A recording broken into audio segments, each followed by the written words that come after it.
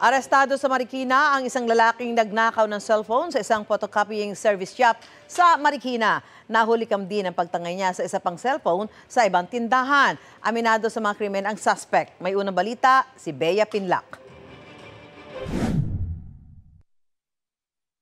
Sa unang tingin, tila namimili lang ang lalaking yan sa isang tindahan sa Marikina. Pero maya-maya, habang abala ang tindera, tinangay ng lalaki ang cellphone na naiwan sa mesa at saka binulsa. Napag-alamang hindi pala yan ang unang beses na nanalisi ang lalaki sa mga tindahan sa Marikina ayon sa pulisya. Marami na po siyang naging biktima. Nililinlang niya muna yung kanyang magiging biktima. Nagpapanggap siyang isang customer na may bibilhin. Pag nakalingat po yung nagtitinda, ay saka naman niya dudukutin yung kanilang cellphone or kung anumang bagay. Pero more on cellphone po yung kanyang kinukuha po. Naaresto ng mga nagpapatrolyang pulis ang 51 anyos na suspect kahapon matapos niyang manalisi ulit sa isang photocopying service sa Barangay Concepcion 1. Nung kukunin na po sana nung victim yung bond paper na bibilhin po nung suspect ay kanya pong sinunggaban yung mismong hawak-hawak na cellphone po ng ating biktima.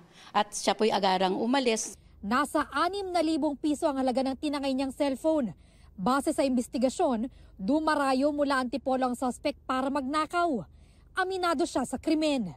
Nakakahirapan kaya nagawa ko yung pagsalisin na yan. Pasensya na po kayo kung nagawa ko yun dahil kalalaya ko lang ho. Ang tagal ko sa kulungan, wala po akong maayos trabaho. Pagka nakalaya ko hindi na po mauulit ang aking gawain at pipilitin ko na magbago para sa pamilya ko. Patong-patong na reklamong theft ang isasampa laban sa suspect. Paalala naman ng pulisya sa publiko, mas maging alerto, lalo na ngayong bare months. I-secure po nila yung kanilang mga gamit at hanggat maaari po, wag po silang magdala ng mga mamahaling bagay na talagang takaw tingin sa mga kawatan. Dapat wag din po tayong mangampante. Ito ang unang balita. Bea Pinlac para sa GMA Integrated News.